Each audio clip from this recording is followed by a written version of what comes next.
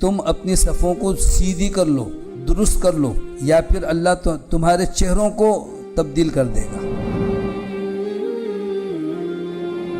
صحیح مسلم میں ہے کہ ایسی صفیں دیکھ کر اللہ بہت خوش ہوتا ہے جو فرشتے اپنے رب کے سامنے صف بناتے ہیں اور مسلمان دشمن کے بالمقابل جنگ کے میدان میں یا نماز میں صفیں بناتے ہیں۔ ان اللہ یحب الذین یقاتلون فی سبیلہ صفا کأنہم بنیان مرصوص۔ اللہ ان لوگوں سے بہت محبت کرتا ہے کہ جو اللہ کے راستے میں جہاد کرتے ہوئے صف ایسی بناتے ہیں جیسے یہ مضبوط دیوار ہوتی ہے۔ دیوار میں ایک بلاک اور دوسرے بلاک کے درمیان میں اگر تھوڑا سا فاصلہ رکھیں تو پھر کوئی بھی ہاتھ مار کے اس کو بلاک کو گرا دے گا، وہ دیوار تھوڑی کہلائے گی۔ ان کو تو ملا کے اور بیچ میں مسالہ بھر کے اس کو بالکل پلستر کر دیتے ہیں تو اب وہ دیوار بن گئی۔ تو اسی طرح سے نمازی کے ساتھ مل جائیں، قدم سے قدم، کندھے سے کندھا۔ نعمان بن بشیر رضی اللہ عنہ روایت کرتے ہیں، سمعت رسول اللہ صلی اللہ علیہ وسلم یقول، وہ کہتے ہیں میں نے رسول اللہ صلی اللہ علیہ وسلم کو ارشاد فرماتے ہوئے سنا کہ آپ فرماتے تھے لَتُسَوُّنَّ صُفُوفَكُمْ أَوْ لَيُخَالِفَنَّ اللَّهُ بَيْنَ وُجُوهِكُمْ۔ صحیح بخاری اور صحیح مسلم کے حدیث ہے کہ تم اپنی صفوں کو سیدھی کر لو، درست کر لو، یا پھر اللہ تمہارے چہروں کو تبدیل کر دے گا۔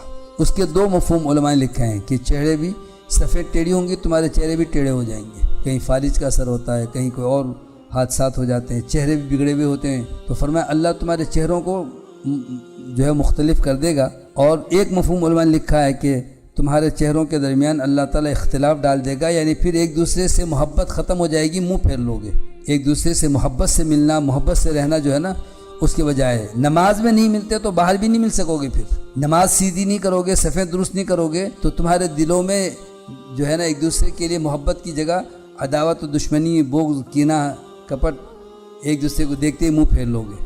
ولی مسلم، اور صحیح مسلم کے الفاظ یہ ہیں، نعمان بن بشیر کہتے ہیں کہ کان یسوی صفوفنا، نبی صلی اللہ علیہ وسلم ہمارے صفوں کو خود سیدھی کیا کرتے تھے، یعنی آپ صفوں کے بیچ میں آتے اور آگے پیچھے لوگوں کو حکم دیتے کہ صفیں سیدھی کرو۔ کانما یسوی بحلقدا، گویا کہ آپ تیر سیدھا کر رہے ہیں، جیسے تیر چلانے کے لیے نشانے پر کتنی دیر تک اس کو سیدھا کر، اس طرح سے آپ صفوں کو دیکھتے تھے۔ کہتے ہیں ایک دن رسول اللہ صلی اللہ علیہ وسلم تشریف لائے اور صفیں درست ہو گئیں، اور قریب تھا کہ آپ تکبیر کہتے، تکبیر تحریمہ، اللہ اکبر، نماز شروع کرنے ہی والے تھے کہ آپ کی نگاہ پڑی کہ ایک شخص کا سینہ آگے نکلا ہوا ہے، یعنی تھوڑا سا وہ آگے کھڑا ہوا ہے۔ تو رسول اللہ صلی اللہ علیہ وسلم نے فرمایا، اللہ کے بندو اپنی صفوں کو سیدھی کرو، ورنہ تو اللہ تمہارے چہروں میں اختلاف ڈال دے گا، تمہارے چہرے ایک دوسرے سے متنفر ہو جائیں گے یا چہرے بگڑ جائیں گے۔ اور ایک روایت میں بھی ہے کہ اللہ تمہارے دلوں میں جدائی ڈال دے گا۔ اس سے معلوم یہ ہوا کہ صفوں کی درستگی سے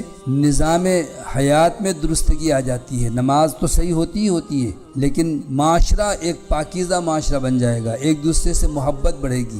صفیں درست ہو جائیں اور قدم سے قدم مل جائیں اچھی طرح، ایسے مضبوط دیوار کی طرح پھر نماز شروع کرنی چاہیے۔ اس کی ایک خامی یہ بھی ہمارے یہاں ہے کہ یا تو ضرورت سے زیادہ پیر کھول لیتے ہیں، یا پھر بالکل ہی پیر آپ سمیٹ کے رکھتے ہیں، دوسرا پیر ملانے بھی چاہے تو پیر نیچے کیسے ملائے گا؟ جسم یہاں تک پھیلا ہوا ہے اور پیر اتنے سکڑے ہوئے ہیں۔